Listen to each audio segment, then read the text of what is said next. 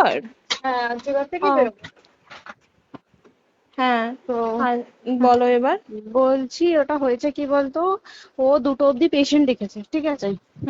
রাত্রি পেশেন্ট 2টো? রাত্রি 2টো, ঠিক আছে। আচ্ছা। 2টো অব্দি পেশেন্ট ডেকেছে, দেখে রুমে এসে অনলাইনে অর্ডার করে 4জন বন্ধু মিলে খেয়েছে, ডিনার হুম করেছে। হুম করে ও খুব টায়ার্ড ছিল, যেহেতু 36 ঘন্টা ডিউটি ছিল, হুম টায়ার্ড ছিল। ও কি করেছে, ওই সেমিনার রুমে গিয়ে হুম শুয়ে পড়েছে একটা রেড কালারের ব্ল্যাঙ্কেট ঢাকা দিয়ে। হুম কিন্তু তারপরে মানে সেমিনার রুমে এমনি কি তোমাদের ওরকম সেমিনার রুমে টুমে ঘুমানো হয়? মানে আমি যদিও কোনো আইডিয়া নেই, ওই জন্য জিজ্ঞেস করছি। না, এবার একটা রেসিডেন্টের ডক্টর রুমস থাকেই, আচ্ছা। বুঝতে পেরেছিস, তারপরেও সেমিনার থাকে। এবার হুম। সেমিনারে একটা বেড থাকে, আর আচ্ছা ডক্টরস রুমে 2টো 3টে, যেরকম বড় ঘর হবে সেরকম বেড পাতা থাকে। আচ্ছা আচ্ছা। মেনলি ডক্টরস রুমে শোয়ার কথা, ঠিক আছে। হুম হয়েছিল কি, ওকে বডিটা পাওয়া গেছে সেমিনার রুমে, হুম কিন্তু ঘুমাচ্ছিল ডক্টরস রুমে। যে হুম রুমটা তোর এখন ভাঙা হয়েছে, দেখেছিস রুমটা ভেঙেছে, একটা ভিডিও ঠিক দেখছিলাম। বাথরুমের পাশেই, হুম ঠিক আছে, মানে বাথরুমটাকে অজুহাত দিয়ে হুম ওই রুমের দেয়ালটা ভেঙে দিয়েছে। অ্যাকচুয়াল কাণ্ডটা ঘটেছে তোর ইয়েতে, ওই রুমটার ভেতরে, ডক্টর রুমে? ডক্টরস রুমে।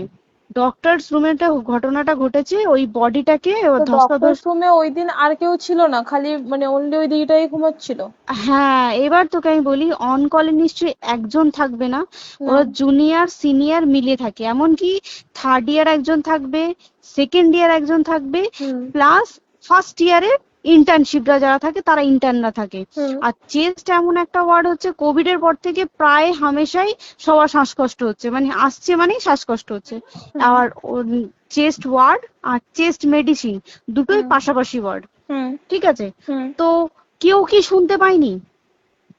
কেউ শুনতে পায়নি। হ্যাঁ, ওটাই তো আমি ওই দিনকে ওটাই ভাবছিলাম এবার যে। দেখ, ধস্তাধস্তি করাতে একটা নিশ্চয়ই চিৎকার হয়, একটা ভাইলেন্ট হয়, হুম হুম বুঝতে পেরেছিস। হুম তারপরে আবার কি, যে 4জন ওর সাথে খেয়েছে তারা কোথায়, তারা কেন মিডিয়ার সামনে আসছে না? হুম তাই ঠিকই তো, তো। তারা কেন আসছে না? তোমার ওই এক- দিন ডিউটি ছিল না রাতে? ওই দিনকে আমি নাইটে ডিউটি করছিলাম। আচ্ছা। আমি নাইটে ডিউটি করে এসেছি, আমার লাস্ট নাইট ছিল। তো হুম আমার তো 3 দিন নাইট থাকে, তিন হুম দিন নাইট থাকার পর লাস্ট নাইট ছিল, লাস্ট নাইটের পর বুধবার আমার লাস্ট নাইট, বুধবার রাতে ঘটনাটা ঘটেছে। হুম আমি বাড়িতে এসেছি, রীতিমতো বাড়িতে এসে শুয়ে পড়েছি। 3টের সময় আমার কাছে ফোন এসছে যে সবাইকে ডেকে পাঠিয়েছে, ইমিডিয়েট আয়। হুম। তখন গিয়ে দেখি আরজিকরে এই অবস্থা, পুরো গোটা হাসপাতালকে ডেকে পাঠিয়েছিল। গিয়ে দেখি পুলিশ ছয়লা, মানে, আর ওকে যেভাবে, আমি তো বডিটা দেখেছি রে, মানে আমাদের হুম। এখনো পর্যন্ত চোখ থেকে নামছে না। রীতিমতো মনে হচ্ছে মেয়েটা যেন আমাদের পাশে পাশে ঘুরছে, হুম একদম হুম হুম এরকম, মানে মানে অদৃশ্যমান, মানে আমরা এরকম ভাবতে পারছি না যে এরকম ভূত হুম থাকে বা একটা স্পিরিট থাকে বা কিছু। এখন আমরা বুঝতে পারছি না ওর আত্মাটা এখনো ঘুরছে আমাদের আশেপাশে। দেখ, ওর আমার তলাটায় নাকি, তো ওর থেকে ও থাকে 4তলায়, 4তলায় ঘটনাটা ঘটেছে, ঠিক 2টো ফ্লোর নিচেই আমি থাকি, আমার আচ্ছা। রুমটা, ঠিক আছে। কিন্তু তাও আতঙ্কে আমরা মানে একদম স্তব্ধ হয়ে গেছে আরজিকরটা। কিন্তু ব্যাপারটা হচ্ছে, তাহলে ডক্টর রুম থেকে ওকে সেমিনার রুমে নিয়ে যাওয়া হয়েছে? হ্যাঁ, অবশ্যই নিয়ে যাওয়া হয়েছে। এবার দেখ, নিয়ে যাওয়া হয়েছে, ওকে যেভাবে মারা হয়েছে, এটা একার পক্ষে সম্ভব অসম্ভব, না দিস একদম। Is a impossible. পুরোপুরি গ্যাং রেপ ছাড়া কোনো কিছু নয়। আর শুধুমাত্র রেপ নয়, রেপ হলো, করলো, ছেড়ে দিল, ঠিক আছে, ওকে রীতিমতো মার্ডার করেছে। মানে মানে হিসেব মতো যা বুঝছি মানে তোমার কথাতে, হ্যাঁ, ওটা হচ্ছে ওর ওই বন্ধু বান্ধব মেবি ইয়েস, জড়িত। এক্স্যাক্টলি। হয় ওর বন্ধু বান্ধব কেউ, ঠিক আছে, মানে 4জনের মধ্যে কেউ, আইদার ওকে এমন কিছু করতে বলতে, দেখ বড় বড় কোম্পানিতেও তো এরকম হয়, মানে হুম হয় তুমি আমার সাথে কম্প্রোমাইজ হুম করো, নয় হুম তুমি হুম চাকরি হুম ছেড়ে চলে হুম যাও, হুম হুম হুম হয় তো। হুম হুম। এ- এখানেও সেরকম কিছু একটা হয়েছে। যাকে যে ক্রাইম করেছে, সেও কিন্তু নর্মাল ডক্টর নয়, কিন্তু সেও একটা ভালো পোস্টে র্যাঙ্ক করছে, বুঝতে পেরেছিস, তবেই কিন্তু পুরো ব্যাপারটাকে হসপিটাল চেপে যেতে চাইছে, পুরো ব্যাপারটাকে। তাহলে এই সিভিক যে, ও কোথা থেকে আসছে? এবার তোকে আমি বলি ওটা কোথা থেকে আসছে। আমাদের প্রিন্সিপাল চেঞ্জ হয়ে গেছে, ডেপুটি সুপার চেঞ্জ হুম হয়ে গেছে, তারপরে আমাদের ওই অ্যাসিস্ট্যান্ট সুপার চেঞ্জ, সব চেঞ্জ হয়ে গেছে। হুম তারপরে যে ওয়ার্ডের ডাক্তাররা ছিল, সিস্টাররা ছিল, ওয়ার্ড বয়রা ছিল, মাসিরা ছিল, সবাইকে ডেকে এখন হুম সাসপেন্ড করা হয়েছে। হুম তারা কোথাও যেতে পারবে না, রোজ গিয়ে কোর্টে গিয়ে দেখা করেছে, আজকেও কোর্টে গেছিল সবাই। হুম তারপরে উম, তারপরে তোমার তোর এগুলো হলো, তারপরে তোর কি বলে, আরে বল না, ওই সিবিআই এটা হয়েছে কি, মানে ও সেই সঞ্জয় রায় যে ধরা পড়েছে, হুম অ্যাকচুয়াল কিন্তু ও নেই, হুম ঠিক আছে? ওর এতটা ক্ষমতাই হয় না। ও অত রাত্রে কি করতে যাবে? হুম ও অত রাত্রে ওখানে কি করতে যাবে? ও না পেশেন্ট, ও নাকি বলছে দালাল পেশেন্ট নিয়ে গেছে, তো পেশেন্ট নিয়ে যখন গেছে দিদিটার রুমে যখন যাবে, নিশ্চয়ই দিদিটার রুমে কোনো কাগজপত্র দেখাতে যাবে, সেই অবস্থায় গিয়ে দেখে যে এরকম এরকম ঘটনা, তা ঝাঁপিয়ে পড়েছে ওর উপরে। হুম এরকম কিছু কি, তাও কিছু নয়, শুধু গেছে দেখছে ড্রিঙ্ক অবস্থায়, ওকে ক্যামেরায় দেখা গেছে ড্রিঙ্ক অবস্থায় গেছে আর এসছে, এইটুকুই দেখা গেছে। তারপরে হচ্ছে কি, তোর অনেক রকম এখানে অনেক রকম ব্যাপার আছে। যে দিনকে ঘটনাটা ঘটে তার ঠিক দুদিন পরে ওই সেমিনার বাথরুমের অজুহাত দিয়ে ডক্টর যে রুমের হুম দেওয়ালটা আছে ওই হুম দেওয়ালটা ভেঙে দিয়েছে। কেন? প্রথমে ওকে বললো সুসাইড করেছে, আমাদের কাছে যখন ফার্স্ট খবর আছে তখন সুসাইড করেছে। হুম তারপরে যখন হসপিটালে যাই তখন গিয়ে শুনছি নাকি না সুসাইড করেনি, এটা রেপ করেছে, রেপ করে মার্ডার করা হয়েছে। হুম বুঝতে পারলি, এখানে বিশাল বড় একটা গেম চলছে। এবার আর যে ওর উপর কি রাগ ছিল মানে? হ্যাঁ হ্যাঁ হ্যাঁ হ্যাঁ হ্যাঁ হ্যাঁ, একদম আমি তো কি বললাম, শোন তুই যদি কারোর সাথে কম্প্রোমাইজ করি তাহলে তোর পোস্ট হুম বাড়বে, হুম হুম তুই হুম কারোর সাথে কম্প্রোমাইজ করবি না তোকে মার্ডার করে দেবে। মানে মানে ওরকম টাইপের কিছু বলছো তো? এরকমই টাইপের কিছু একটা ছিল। আইদার খুব রাফ, মানে খুব রাগ, খুব মানে খুব ওর উপরে খুব ফ্রাস্ট্রেশন ছিল, যারই ছিল খুব ফ্রাস্ট্রেশন ছিল। শুধু ওকে মারিনি রে, রীতিমতো মার্ডার করেছে। ওর যে ক্ল্যাচারটা ছিল, হুম ওর আমি ইউরিন, শুনেছি এটা। ওর ইউরিনের রাস্তায় ক্ল্যাচারটা ঢুকিয়ে দিয়েছে, তুই ইস, জানিস? মানে কি বলবো, মানে ওকে দেখা যাচ্ছে না, আমরা তো দেখেছি নিজের চোখে, ওকে দেখা যাচ্ছে না। মানে একটা ব্লিড। মৃত্যু কতটা, মানে এইটা মানে প্রচন্ড কষ্ট পেয়ে একটা মেয়ে মারা গেল না? আর ওর যে গলাটা চেপে ধরেছে, আহ ওর ওই চেপে ধরাতে মানে এতটাই জোরে চেপে ধরেছে যে ওর চোখ ফেটে রক্ত বেরিয়েছে। আহ, ছি, ছি, ছি। বুঝতে পেরেছিস? মানে মানে কি বলতো, যদি ধরা পড়ে না উচিত, মানে যারা এটার সঙ্গে দায়ী না আর এই ওদের। যে সিবিআইটা হয়েছে, সিবিআইটা একমাত্র আমাদের জোরেতেই সিবিআইটা এসছে। মানে হুম হুম আমরা ওই সঞ্জয় রায় একার পক্ষে সম্ভব না এইসব। তারপরে পোস্টমর্টম রিপোর্টে তুই জানিস ওই আমাদের ভাজাইনা থেকে 150 গ্রাম স্পার্ম বেরিয়েছে। ইস, পোস্টমর্টম রিপোর্ট 150 গ্রাম স্পার্ম, মানে বুঝতে পারছিস? Hmm not a calculated, minimum minimum কম করে 6 থেকে 7 জন করেছে ওকে rape। ছি ছি ছি। ওই জন্যই তো আমরা এতটা বেশি ভাইলেন্ট হয়ে গেছি, বুঝতে পেরেছিস? আর তারপর আমাদের দেখো, একটা মেয়ে তার কাজের জায়গাতেই ছিল, এমনটা নয় যে রাস্তাঘাটে কোনো বিপদ, ও তার কাজের আরে জায়গাতেই সেফ নয়। শোন দেখ, বড় বড় কোম্পানিতে কি হয়, রুমের ভেতরে এগুলো হয়, মানে ধর রুমের ভেতরে হলো, যেমন কল সেন্টারে হয়, নাইট হুম শিফটে হুম হয়, হুম হুম। এইগুলো একসেপ্টেবল। বাট হসপিটাল হচ্ছে কিন্তু এমন একটা আরজি এরিয়া, করের মতো একটা, হ্যাঁ। আরজি কর বলে না, যে কোনো হাসপাতালে কেউ যদি স্ব ইচ্ছায় কারোর সাথে রিলেশনশিপে গিয়ে করতে চায় সেটা আলাদা জিনিস কিন্তু, হুম ঠিক আছে? হুম কিন্তু কেউ কারো বিরুদ্ধে এইভাবে করতে পারে না রে, তুই জানিস না? মানে ওয়ার্ডে দেখ, কম বেশি আমরা সবাই ঘুমাই, কম বেশি আমরা হুম সবাই জেগে হুম। থাকি, জেগে তো থাকি, তাতে কি কেউ শুনতে পায়নি? তার কি একদম সেটাই। ভাইলেন্স ছিল না?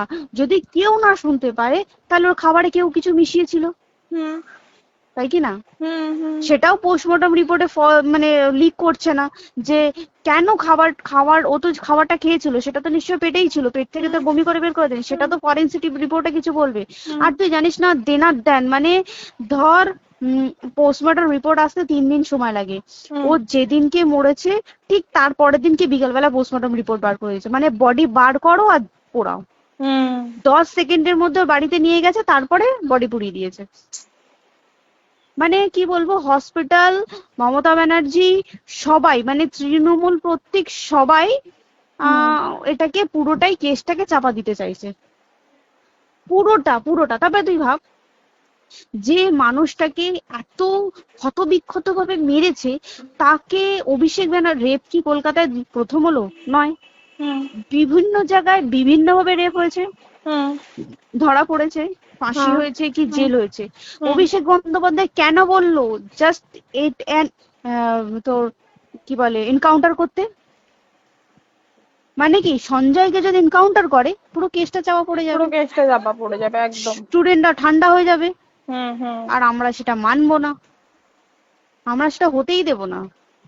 তাতে যদি চাকরি মানে আরজিকরটাকে সিল করতে হয় তাতেও আমরা রাজি আছি, সিল করে দেওয়া হোক আরজিকর, সিল করে দেবে মনে হচ্ছে যদি ঠিকঠাক ভাবে। এবার ওই জন্য আমাদের দাবিতে সিবিআই এসছে। এবার তুই একটা কথা বল, যখন দেখতে পাচ্ছে মমতা ব্যানার্জি যে কলকাতা পুলিশ আমাদের জন্য কিছু করতে পারছে না, আমরা কিছু মানতে পারছি না, 7 দিন ধরে বার করতে পারছে না, হুম তাহলে সেটা 2-3 দিনের মধ্যে কেন হ্যান্ড ওভার করে দিল না?